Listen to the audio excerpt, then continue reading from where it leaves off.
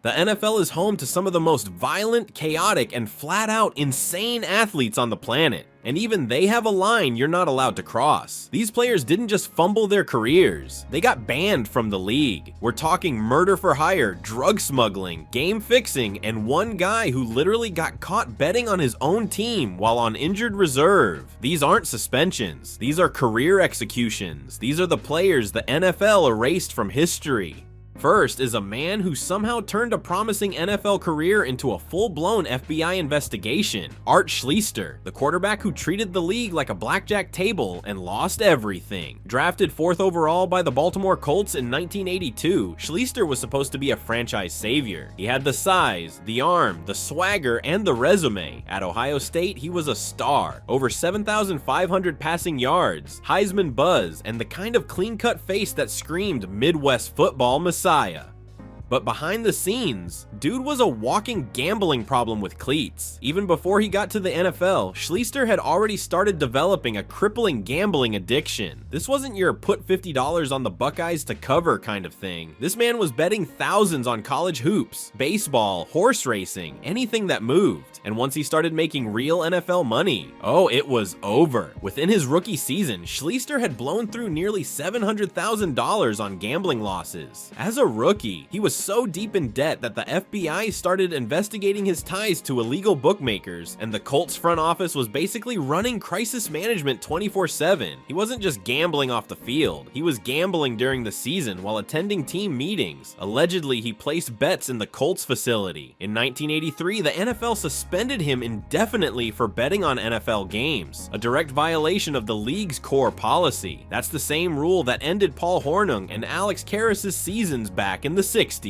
It's the one thing the NFL treats like a holy law. Gamble on games, you're done. But Schlichter somehow got a second chance. He was reinstated in 1984, and the Cincinnati Bengals gave him a shot. Unfortunately, the only thing he brought with him was more debt, more lies, and more gambling. The man couldn't stop. He was like a human roulette wheel on fire. After flaming out in Cincinnati, Schlichter tried the CFL, then the Arena League, and while his football career faded, his gambling didn't. In fact, it got worse. In the 1990s and 2000s, Schlichter morphed into a full-blown con artist, running check-kiting schemes, fraudulent investments, and ticket scams. He bilked millions out of people, friends, family, fans, total strangers. In one case, he sold Ohio State football tickets to dozens of people, took the money, and never delivered. Classic scumbag move. Eventually, the feds caught up with him again. In 2012, he was sentenced to over 11 years in federal prison for wire fraud and money laundering. His victims were mostly older people he met through church groups or recovery programs. It wasn't just fraud, it was predatory. As of now, Schlichter has spent more time in prison than in the NFL. He's been arrested more than 40 times, and yet, somehow, he's still not a household name. Why? Because the NFL basically hit delete on his entire career. No Hall of Fame talk, no redemption arc, no NFL throwback Twitter post, just a silent, permanent exile. So no, Art Schlichter wasn't just a bust, he was a full-blown financial hurricane who turned a top 5 draft pick into a 30-year rap sheet. He didn't just fumble the bag, he mortgaged it, bet the proceeds on a Toledo Rockets basketball game, and then forged a refund check when it didn't hit. This man was banned, erased, and buried in NFL memory for one reason. He made gambling look like a lifestyle, not a mistake. And the league, they don't forgive that, ever. But the next player took things to an entirely different level.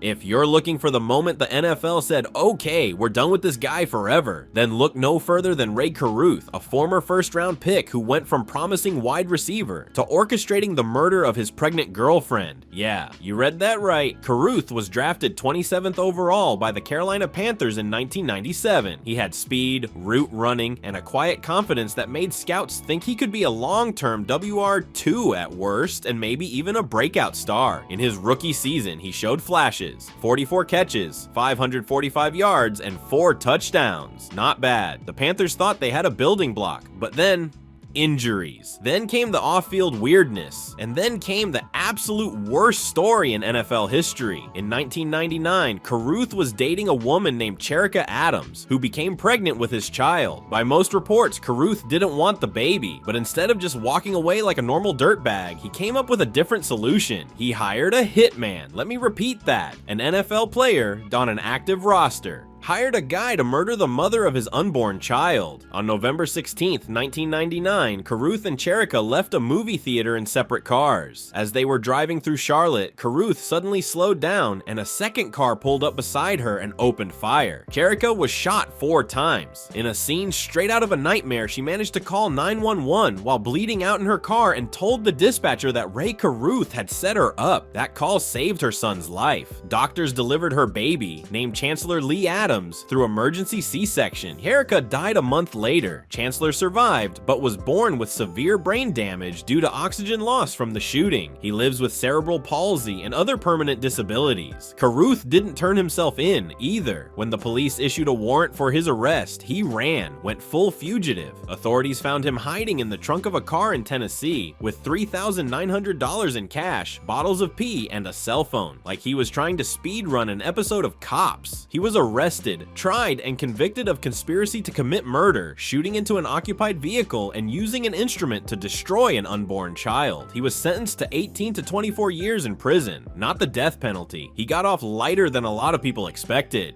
He was officially released from prison in 2018. And no, the NFL didn't send a scout to greet him. Rae Carruth is the NFL's ultimate cautionary tale. Not a bad attitude, not drugs, not even gambling. This was murder, planned, premeditated, cold-blooded. He didn't get a suspension, he didn't get a fine, he got erased. To this day, his name barely gets whispered around Panthers fans. There's no highlight reel, no remember when, just shame, tragedy, and the lasting pain of a life he shattered, literally and figuratively. And here's the part that sticks. His son, Chancellor Lee Adams, is alive today. He's nonverbal, disabled, and raised by his grandmother, Cherica's mom, who became the rock of that family. Carruth, he lives in obscurity. No team would touch him, and the league will never let his name resurface. Because Rae Carruth didn't get banned from the NFL. He got banished. Thankfully, this next player was just another degenerate gambler. Let's talk about Josh Shaw, a guy who went from backup corner back to NFL Trivia Night legend for all the wrong reasons. Shaw wasn't a superstar. He bounced around the league for a few years, mostly playing cornerback and special teams for teams like the Bengals, Chiefs, and Buccaneers. Solid depth piece, stayed quiet, did his job. By 2019, he was with the Arizona Cardinals, sitting on injured reserve with a shoulder injury, and that's when he made his biggest play of the year. Except it wasn't on the field, it was at a sportsbook in Las Vegas. Yes, this man bet on NFL games while he was an active NFL player. He was literally collecting a paycheck from the Cardinals while sitting in a Vegas sportsbook, placing multi-leg parlays on games. And just to spice it up a bit, he even included the Cardinals in his bets. That's not just dumb, that's Hall of Fame dumb. And here's the kicker. He used his real name. No burner account, no alias. Just Josh Shaw, NFL cornerback, placing bets like he was trying to get caught. The sportsbook flagged it immediately. Called the NFL, league investigators swooped in like hawks. Within days, Shaw was suspended indefinitely for violating the league's gambling policy. It was the first gambling-related suspension the NFL had handed out in over 35 years. That's how serious they were about making an example out of him. The league later revealed he had bet on multiple games over several weeks, including ones involving his own team. He wasn't throwing games or influencing outcomes. He wasn't even playing, but the optics were radioactive. Shaw tried to appeal, denied. He became the face of what not to do when you're bored on IR. The NFL eventually reinstated him in 2021. But guess what? No team called. Not a single one. He was effectively blackballed. Not for crime, not for drugs, for being an idiot. Josh Shaw became the first player in modern NFL history to get nuked for gambling in the age of legalized sports betting. Ironic, right? The league partners with sportsbooks now. Commercials run every break, but if you're a player, nah, that's still the cardinal sin. So now, Shaw lives in NFL purgatory. Not banned officially, but no team will ever sign him again. Because if there's one rule you can't break, one line you do not cross, it's betting on the Shield. And Josh Shaw, he parlayed his entire career into a suspension slip. You know what hurts the most about Justin Blackmon? It's not what he did, it's what he could have been. This guy wasn't just good, he was unreal in college. Two-time Biletnikoff Award winner at Oklahoma State, over 3,500 yards and 40 touchdowns in 2 seasons, and built like a tank with sprinter speed. He was supposed to be the next Julio Dez Bryant, Megatron Light, so the Jacksonville Jaguars did what any team in desperate need of a WR1 would do. They traded up to the 5th overall pick in the 2012 NFL Draft to grab him. Franchise centerpiece, face of the offense, no-brainer, and for a minute it looked like it was going to work. In his rookie season, Blackmon dropped 865 yards, 5 touchdowns, and had a game where he posted 236 yards and a score like it was nothing. It was clear, this guy was that dude. But behind the scenes, Blackmon was battling something bigger than cornerbacks. He was at war with addiction. Before he ever played a down in the NFL, he got popped for DUI during the offseason. Not great, but the league and team swept it under the rug. He's young, he'll mature. Classic denial, but it didn't stop. In 2013, he was suspended 4 games for violating the NFL's substance abuse policy. He came back, played 4 games, and was amazing. And then, boom, suspended indefinitely for another violation. That was it. No, we'll reevaluate next season. No apology tour. The man was gone. Blackmon disappeared from the NFL like a ghost. Not officially banned, but absolutely 100% blackballed. Teams wouldn't touch him. The Jags kept him on the roster technically, probably just in case a miracle happened. It didn't. From 2013 onward, Blackmon lived in a cycle of DUIs, rehab stints, and court dates. He was arrested in Oklahoma in 2014 for marijuana possession during a traffic stop. Later that year, another DUI. The dude had more mugshots than career touchdowns. By 2017, the Jaguars quietly released him, not with fanfare, not with a farewell tweet, just deleted. And the saddest part, he never even applied for reinstatement. That's how far gone he was. He didn't even try to come back. No social media, no comeback videos, no one last shot workout hype. Just silence. Just another guy who had everything and couldn't get out of his own way. Justin Blackmon isn't banned on paper. He's not listed on any suspension list anymore. But in the eyes of the league, he's gone. Erased. Not for gambling, not for crime, just for never beating the bottle. If Calvin Ridley is the cautionary tale for betting, Justin Blackmon is the ghost story teams tell themselves when scouting a guy with red flags and elite talent. In the early 2000s, David Boston looked like the future of the wide receiver position.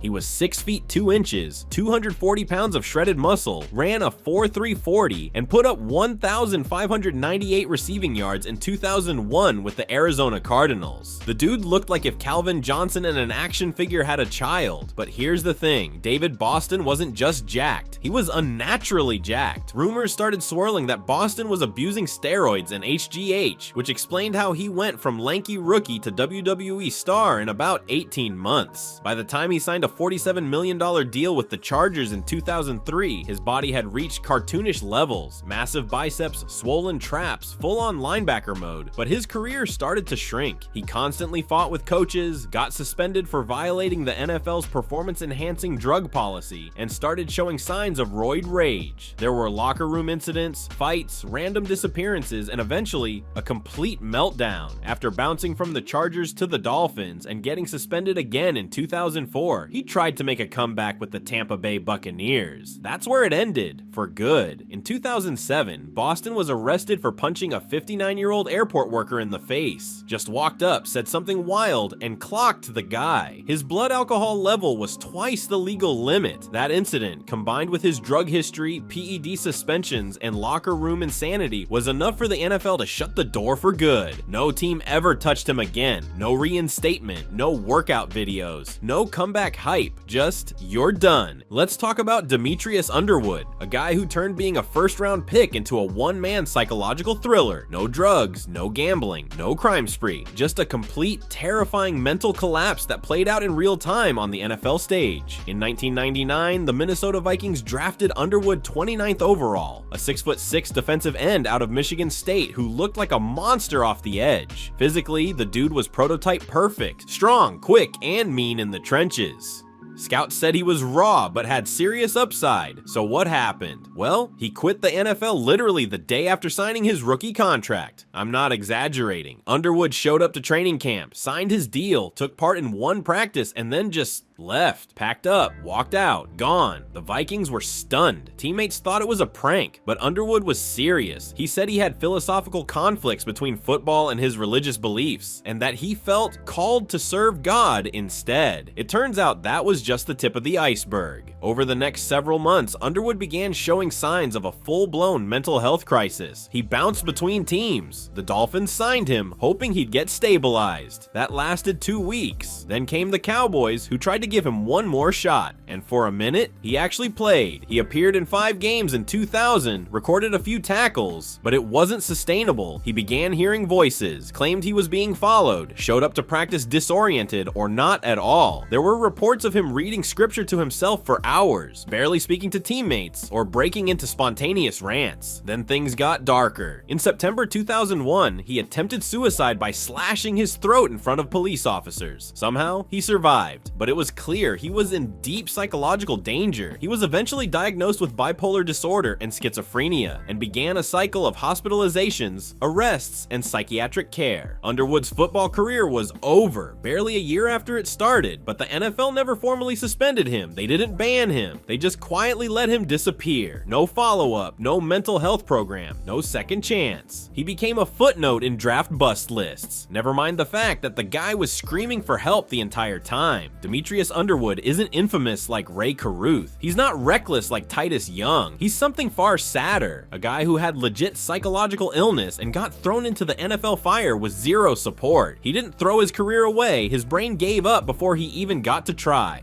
If you're building a list of players who got banned from the NFL for doing the dumbest thing at the worst possible time, then Stanley Wilson Sr. is your first ballot inductee. Running back for the Cincinnati Bengals in the 1980s, Wilson was talented. I'm talking explosive backfield weapon kind of talented. He had speed, shiftiness, and the kind of elusiveness that made defenders look like they were trying to tackle a shadow. But he had one fatal weakness: cocaine. Wilson's career was a constant tug of war between highlights and drug addiction. He was suspended twice, in 1985 and 1987, for repeated violations of the NFL's substance abuse policy. He missed entire seasons because of it, but every time he got reinstated, he showed flashes of brilliance. The Bengals kept giving him chances, hoping this time would be different. Then came Super Bowl 23, January 22nd, 1989. The Bengals were in Miami, preparing to take on the San Francisco 49ers. This was it, the biggest game in franchise history. Wilson had worked his way back from suspension, cleaned up his act, supposedly, and was a key piece of the Bengals' offensive game plan. But the night before the game, while the rest of the team was in meetings and curfew lockdown, Stanley Wilson was in his hotel bathroom, doing cocaine, alone, for hours. The team found him naked, sweating, and completely strung out. He was having a full-blown relapse less than 24 hours before kickoff.